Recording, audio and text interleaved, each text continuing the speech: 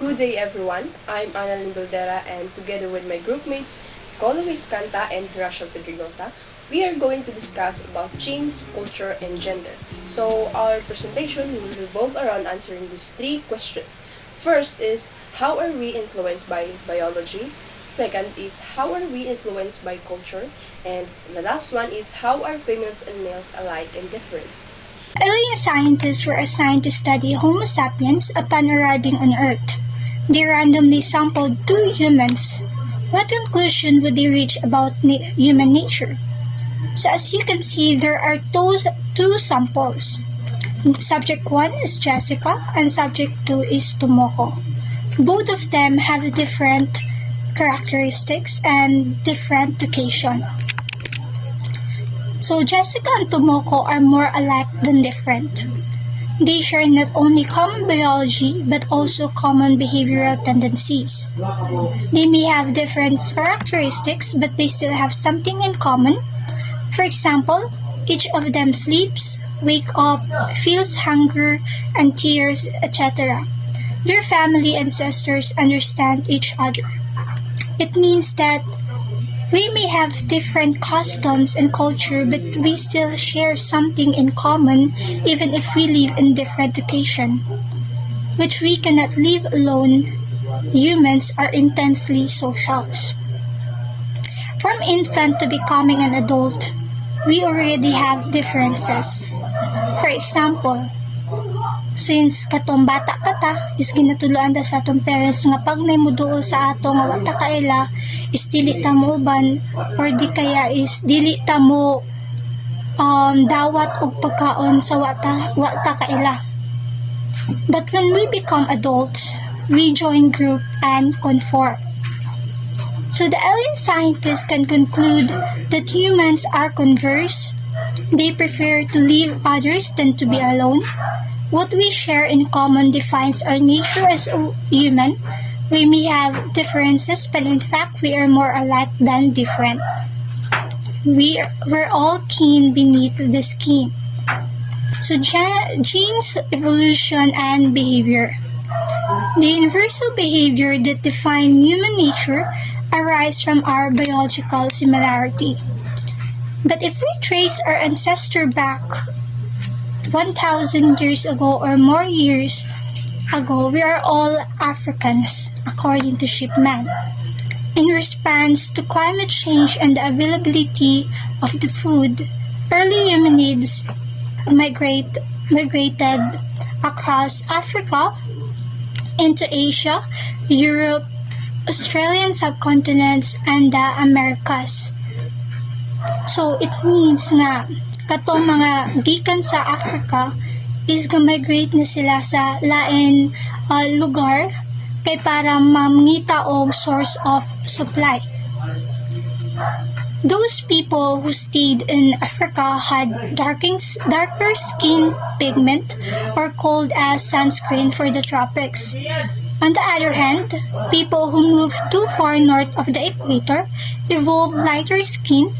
It depends on the country that they migrated. For example, Asians living in East Asia like Japan, Korea, and China also has lighter skin tone. So biologists have found the humans seeming different as Jessica and Tomoko are actually similar like members of one tribe. To explain the traits of our species, Charles Darwin proposed an evolutionary process. He followed the idea of Daniel Dennett that natural selection enables evolution. So natural selection, the evolutionary process by which heritable traits that best enable organisms to survive and reproduce in particular environments are passed to ensuing generations. To simplify it, number 1 is organisms have many varied offspring. It means lahi-lahi og traits ang mga organism depende sa ilang offspring. Even mga animals, lahi-lahi og traits. For example, ang iro og iring. Ingon sila na mas loyal ang iro kaysa iring. So, second, Those offspring compete for survival in their environment. Since humans are competitive, need nila makipag-compete with everyone for survival. Magdepende sab ang survival rate sa availability sa mga resources sa ilang environment, for example, pagkaon ug tubig or ug unsa pa diha nga source nila para makasurvive. Third is certain biological and behavioral variations increase their chances of survival and reproduction in the environment. Magdepende ang ilang chances of survival sa environment. So if mas daghan sila resources for survival, mas taas ang chance na successful ilang reproduction in the future. So dili na sila manghawa para mobalhin sa laing lugar. Kinahanglan naman sila source of food no nga okay sa ila. Fourth is those offspring that do survive and reproduce are more likely to pass their genes to ensuing generations. Meaning, the stronger are mas taas ang survival rate kung kinsa tong mga nakasurvive no sa ilang new environment is mapasa pa nila ang ilang genes successfully para sa mga next generation o until sa mga next. So, fifth is thus over time population characteristics may change. It varies from the changes sa environment o adaptability sa offspring.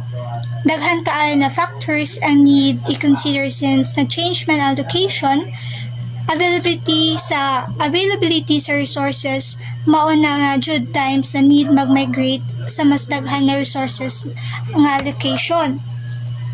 So pag ang kana nga place is wala na kay makuha nga source of food nga para makasurvive, need jud nga mobalhin pa sa lain lugar. Natural selection implies that certain genes that predispose traits that increase the odds of surviving long enough to reproduce and nurture descendants become more abundant. So for example, in the snowy Arctic environment, so ang mga polar bears is gapuyo sila sa Arctic, so bugnaw kaayo.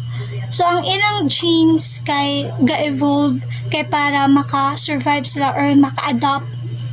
So maka-adapt. So ang ilang balahibo is mas gaming baga siya kay para dili na mabugnawan or maanad sa bugnaw ang polar bears. So evolutionary psychology. The study of the evolution of cognition and behavior using principle of natural selection. A natural selection usually nagalid sa na ma-preserve ang mga genetic characteristics, traits, or social behavior nga namana sa offspring gikan sa iyang ancestor nga mag-continue through the next generations. For example, ang mga skills na namana nato is dako chance na ma-inherit nato over time.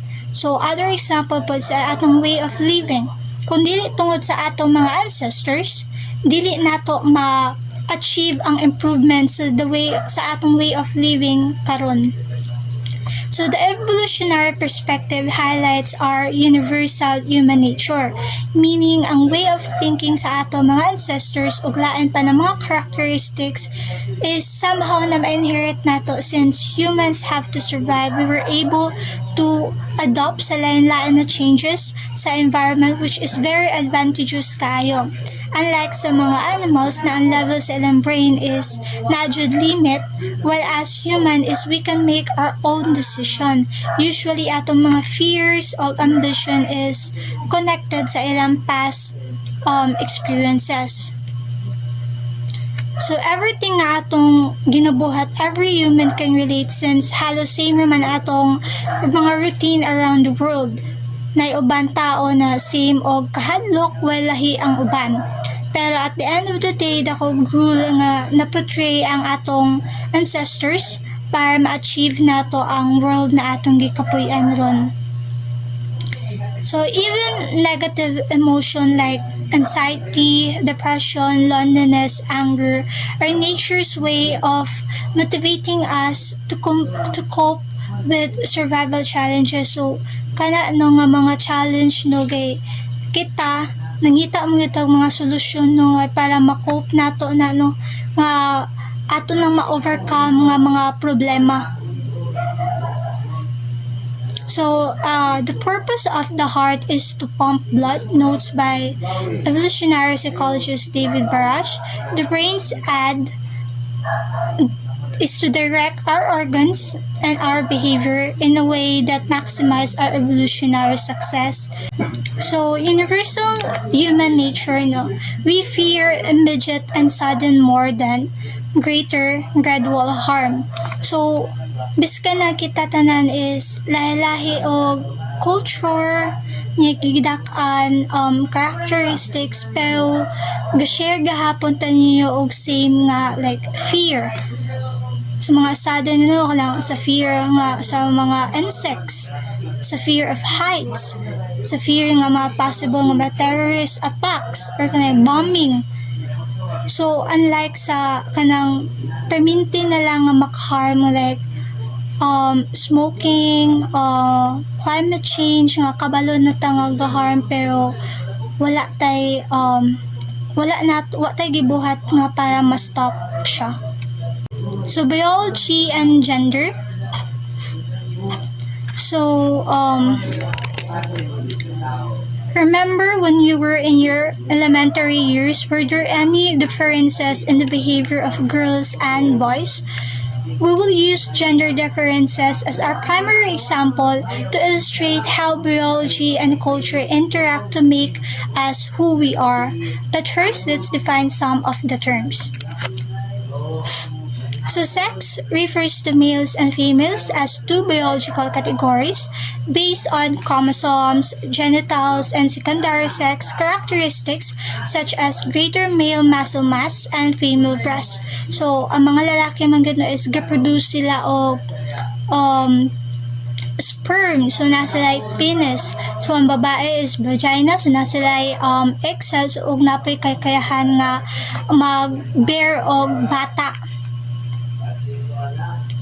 So, duha gud ang categories no sa biological, female gud og male way kabaguhan.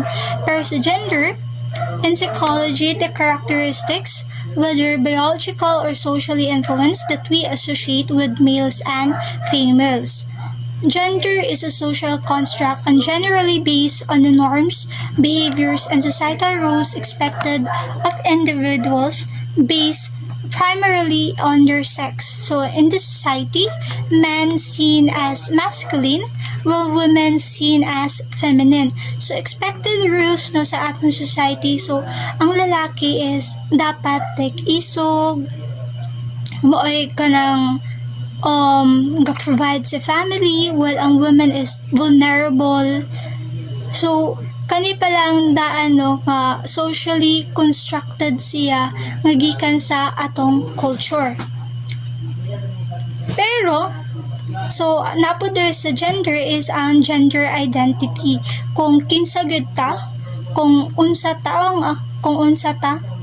So natin kung babae ka is nakaangay po ka sa kapwa ni babae or lalaki, so ikaw kay bisexual ka, so mo na yung gender identity. Kung lalaki ka, na nakaangay ka sa kapwa ni mo lalaki, so gay ka. So diha sa gender na gender identity, diha pa lang under ang LGBTQ. So intersex refers to individuals who have biological and physical sex characteristics that do not fit typical definitions of male or female.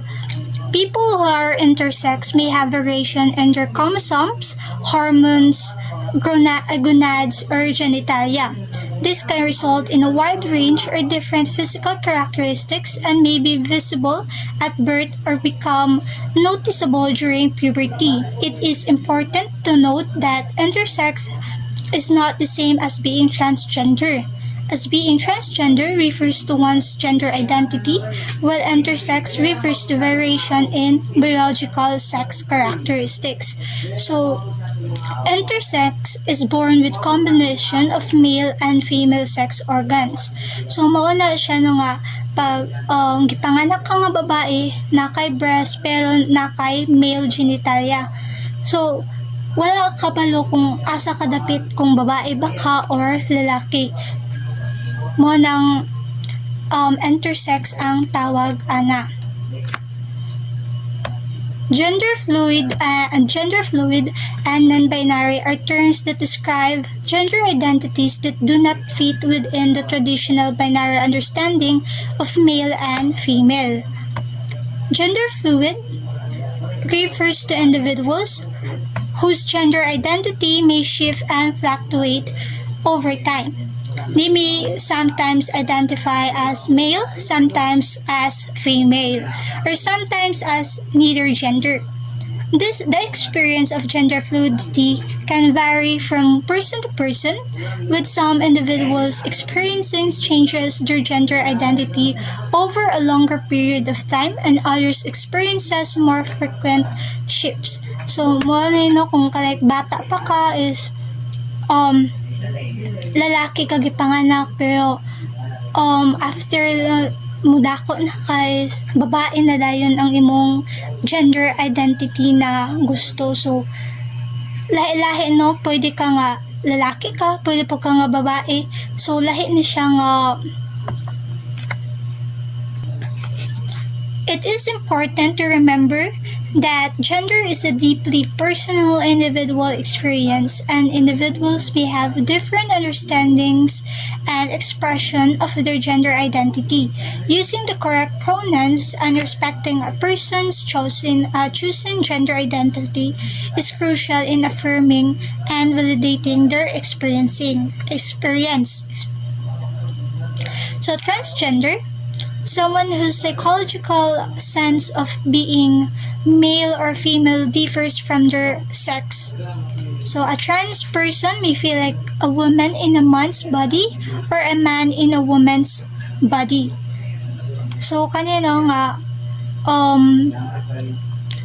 naiuban nga mga transgender no nga nagpa-surgery na gud nga kung sila is gipanganak nga lalaki, so ilang gipa surgery ang ilang, so ilang gipa operahan ang ilang kuno kinang gipatanggal nila ang ilang private genital o gibayloan og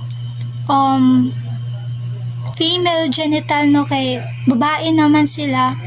So gikan sa pagkalalaki is karon is babae na sila, so mao na ang transgender no, pero naiuban nga wala sila nagpa-surgery pero ginapakita nila kung unsa gid ang ilang gender identity, the way sila nga mo